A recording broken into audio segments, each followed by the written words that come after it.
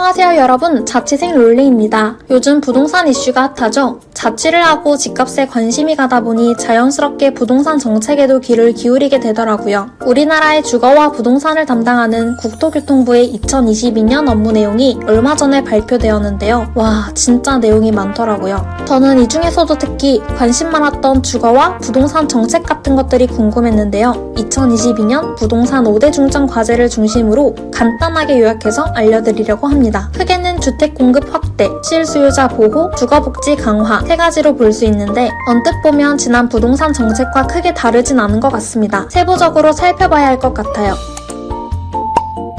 제일 궁금하실 것 같은 내용이 2022년 주택 공급 사전 청약 내용일 것 같아서 먼저 살펴볼게요.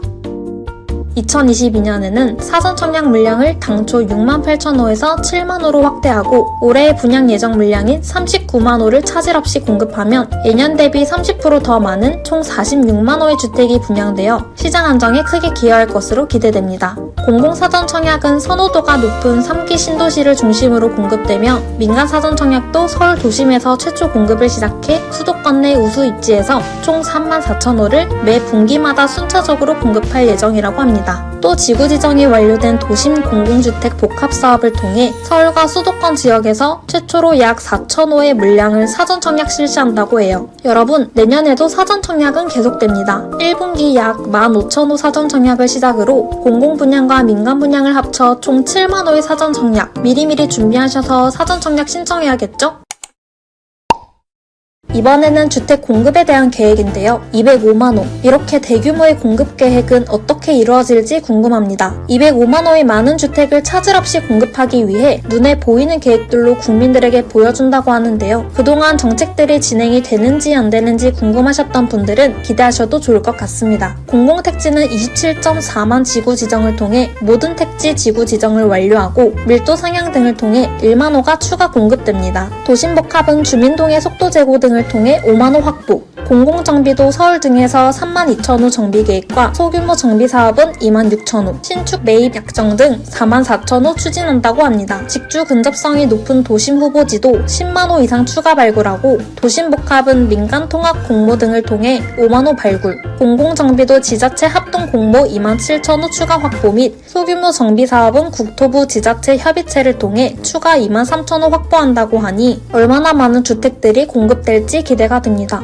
다양한 유형과 입지의 주택 공급도 본격화되었는데요. 3기 신도시 등의 최초로 공공자가주택 15,000호 공급, 신혼희망타운 2,000호 입주자 조기 모집, 또한 신안산선 GTX-C 등 수도권 주요 철도 역사를 복합개발을 통해 청년주택 최대 1,000호 공급한다고 하니 2022년에도 사전 청약과 공급 계획을 항상 눈여겨보는 게 좋겠습니다. 다음으로는 작년에 많이들 관심 가지셨던 부분입니다. 부동산 정책의 신뢰 회복과 투명한 시장 조성을 위한 방법으로 투기 수요를 막기 위한 내용인데요. 과도한 개발 이익 사유화를 방지하기 위해서 민간 공동 도시개발 사업에서 발생하는 민간 이윤 상한을 정하고 분양가 상한제를 적용하는 한편 개발부담금 부담률 상향, 감면사업 재정비 등도 추진해 나갈 계획이라고 하는데 자세하게 살펴볼까요? 수도권, 지방 등 지역별로 나타나는 시장 교란 행위 특성을 고려하여 맞춤형 실거래 조사를 통해 높은 단속 효과를 기대할 수 있겠는데요. 서울 수도권의 경우 경제력이 없는 10대 등이 고가주택을 매입하는 사례 등을, 지방 중소도시의 경우 아파트 등 분양권 다운계약, 불법 중개 사례 등을 집중 조사합니다. 특히 국토부와 국세청 간 공조를 강화함으로써 과세 정보를 활용한 편법 증여, 탈세, 정밀 검증 등 조사의 실효성을 강화하고 그 밖에도 거래 가격 변화나 신고가 등의 지표를 모니터링하여 특이 동향 지역에 대해서는 심도 있는 조사가 추진되고 알고리즘 개발을 통해 불법 청약 행위를 근절한다고 하니 마음이 놓이네요.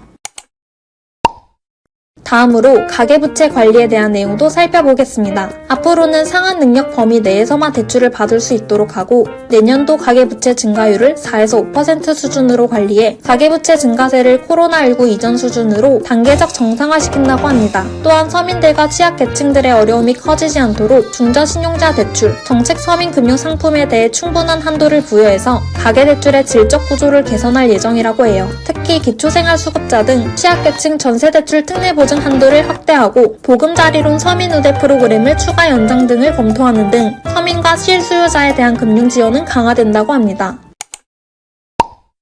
주거복지는 그동안 OECD 국가들 중 평균 이상의 공공임대주택 재고율을 확보하는 등 수치로는 많은 노력을 해왔습니다. 양적인 성장과 더불어 가구 분화, 저출산 고령화 등 수요의 다양한 변화에 따라 품질과 서비스는 혁신하고 주거 안전망은 더욱 강화된다고 합니다.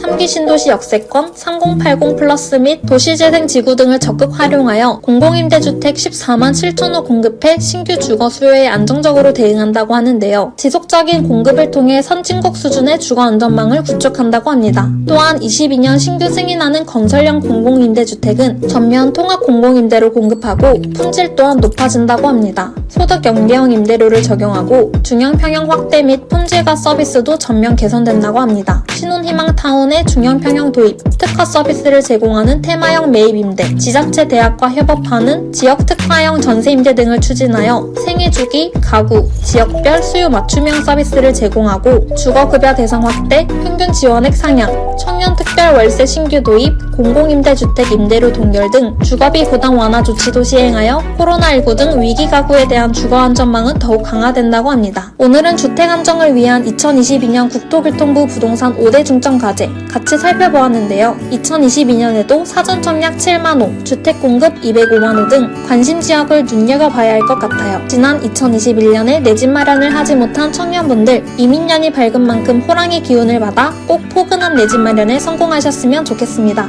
부동산 시장 안정으로 더 기대가 되는 새해가 되길 바라며 끝까지 시청해주셔서 감사합니다. 모두 좋은 날 보내세요. 안녕.